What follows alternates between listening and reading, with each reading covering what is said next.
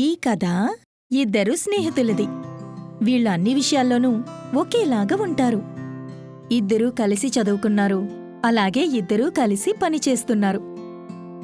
ఇద్దరూ కలిసి ఒకేలాగా శ్రమిస్తారు. కాని వాళ్ళిద్దరిలో ఒకరికే ప్రమోషన్ దక్కుతుంది. అప్పుడు ఇంకొకడికి అర్థమైన విషయమేంటంటే, కష్టపడ్డం మాత్రం అక్కడ ముఖ్యం కాదు. తెలివితేటలు ఉంటేనే ఏ విజయమన్నా దక్కుతుంది, జీవితంలో గొప్ప స్థాయికి చేరగలం. ఒక ఊరిలో ఇద్దరు స్నేహితులున్నారు, రవి ఇంకా రోహిత్. ఇద్దరూ ఒకే స్కూల్లో చదువుకున్నారు. అవును, ఈరోజు మనం 10వ తరగతి కూడా పాస్ అయిపోయాం కదా. ఇక మనం కాలేజీకి వెళ్ళడమే ఆలస్యం. అవును, మన మార్క్స్ ఒకేలానే ఉంది. మన ఇద్దరు అన్ని క్లాసులోనూ ఒకే విధంగా మార్క్స్ తెచ్చుకున్నాం. ఇప్పుడు మనమిద్దరం కాలేజీలో కూడా ఒకేలానే ఉంటాం. అవును, అలాగే ఉండబోతున్నాం. ఆ తర్వాత ఇద్దరికీ కాలేజీలో అడ్మిషన్ వచ్చింది. అక్కడ ఇద్దరిలో ఎవ్వరూ తక్కువ కాదు, ఒకరిని మించిన వారు ఒకరూ కాదు. ఇలాగే రోజులు గడిచిపోయాయి. వాళ్ళిద్దరి కాలేజీ చదువు పూర్తయింది. ఇప్పుడు మనం ఉద్యోగానికి వెళ్ళబోతున్నాం. అవును రవి, నాకు ఇప్పుడే తెలిసింది. ఒక కంపెనీలో కొత్తగా మనుషుల్ని తీసుకుంటున్నారంట. పద, మనం అక్కడ అప్లై చేద్దాం. అరే పర్వాలేదే, నువ్వు నిజంగా చాలా మంచి పని చేశావు. తర్వాత ఇద్దరూ కలిసి ఒకే ఆఫీసులో ఉద్యోగానికి అప్లికేషన్ పెట్టారు. ఇద్దరికీ ఇంటర్వ్యూ జరిగింది. తర్వాత ఇద్దరూ సెలెక్ట్ అయ్యారు. ఇక నుంచి మనిద్దరం ఒకే చోట కలిసి పనిచేయబోతున్నాం.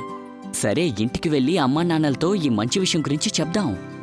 తర్వాత ఇద్దరూ కలిసి వాళ్ళ ఇంటికి వెళ్ళి వాళ్ళ అమ్మా నాన్నలతో ఉద్యోగం దొరికిందన్న సంగతి చెప్పారు. ఇలా చూడండి నాన్న, ఇక నుంచి మీరు దిగులు పడాల్సిన అవసరమే లేదు. ఎందుకంటే నాకు మంచి ఉద్యోగం వచ్చింది.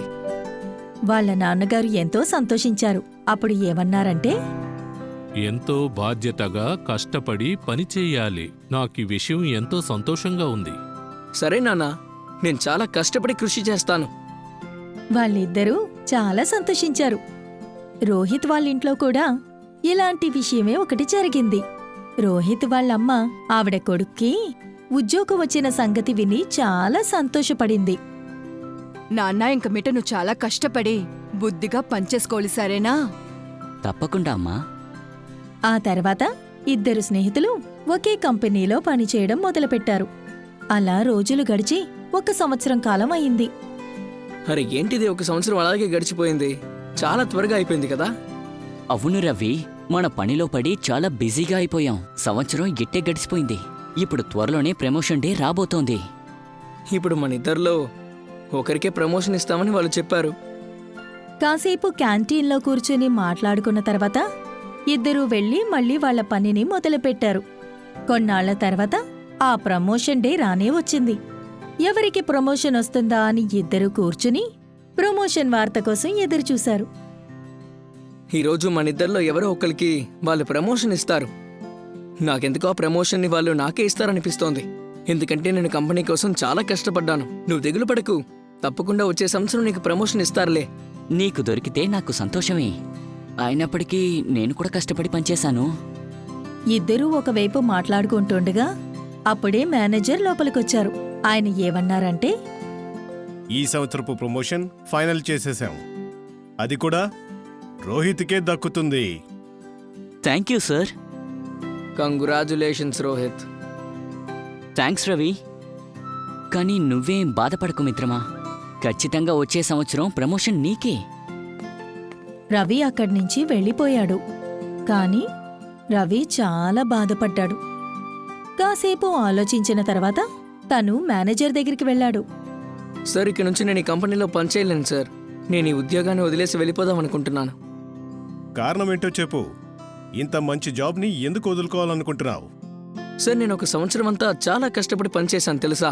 కానీ నాకు ఇవ్వాల్సిన ప్రమోషన్ మీరు నాకు ఇవ్వలేదు. కాబట్టి ఇక నుంచి నేను ఈ కంపెనీలో పనిచేయదలుచుకోలేదు సార్. నువ్వు చాలా కష్టపడి పనిచేసావు, ఆ విషయం నిజమే. కానీ రోహిత్ నీకన్నా ఎక్కువగా కష్టపడ్డాడు. అందుకే ప్రమోషన్ తనకి దక్కింది. కానీ సార్, నేను తనకన్నా చాలా కష్టపడి పనిచేశాను సార్.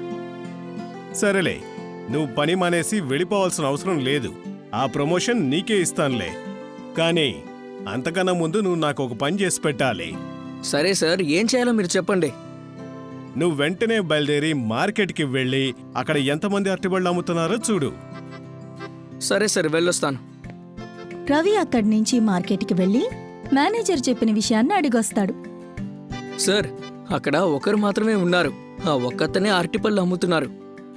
ఓ అలాగా, సరేలే, నువ్వు వెంటనే అక్కడికి వెళ్ళి పళ్ళు ఎంతకు అమ్ముతున్నారో కనుక్కో. రవి మళ్ళీ మార్కెట్కి వెళ్ళి ధరెంతో కనుక్కొనొచ్చాడు.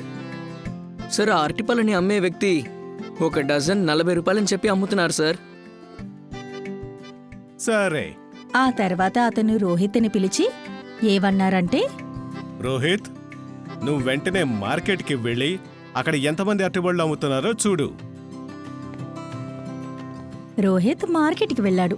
కాసేపటి తర్వాత తిరిగొచ్చి ఏమన్నాడంటే, సార్, ఒకరి మాత్రమే అక్కడ అరటిపళ్ళు అమ్ముతున్నారు. అది కూడా ఒక గెల 40 రూపాయలంట. ఆయన దగ్గర మనం ఎక్కువగా పళ్ళు కొంటే ఆయన 30 రూపాయలకే ఇస్తానని చెప్తున్నారు. ఆయన దగ్గర 50 గెలలు అరటిపళ్ళున్నాయి. మనం అరటి పండుని డజన్ 30 రూపాయలకి కొని 40 రూపాయలకి అమ్మితే ఖచ్చితంగా లాభం చూడొచ్చు. రోహిత్ మాటలు విన్న తర్వాత రవి ఏం తప్పు చేశాడో తనకి బాగా అర్థమైంది. తను ఎంతో శ్రమించాడు. ఈ విషయం తనకి తెలుసు, కానీ రోహిత్ తెలివిగా ప్రవర్తించాడన్న సంగతి అర్థమైంది. సార్, దయచేసి నన్ను క్షమించండి సార్. నాకిప్పుడు బాగా అర్థమైంది. మా ఇద్దరిలో ఖచ్చితంగా రోహిత్కే ప్రమోషన్ రావాలి సార్.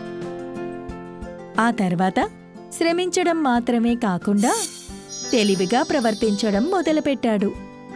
ఆపై సంవత్సరం అతనికి ప్రమోషన్ వచ్చింది. కాబట్టి పిల్లలు, ఈ కథ విన్నాక మనకర్థమైంది ఏంటంటే, కష్టపడి పనిచేయడం వల్ల అన్నిటినీ సాధించలేము.